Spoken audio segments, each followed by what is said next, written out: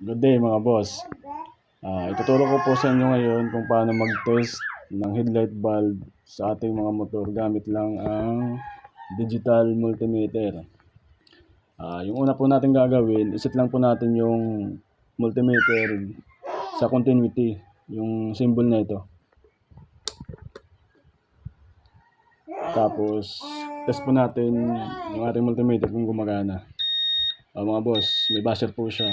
May reading po siya at may buzzer. Ibig sabihin, goods po yung ating multimeter.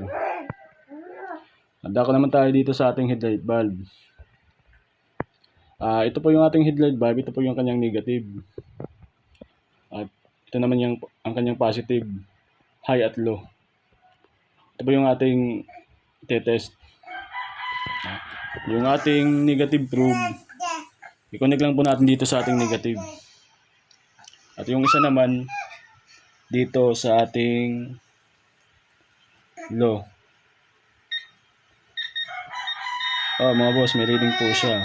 So ibig sabihin hindi putol yung ating low. At dito naman sa isa. Boss, may reading po siya. Ibig sabihin hindi putol yung ating high. Kapag ganito naman mga boss, kapag wala siyang reading, kinonect natin, tinis natin at wala siyang reading. Halimbawa dito sa low, wala siyang reading. Ibig sabihin, putol po yung filament ng kanyang low.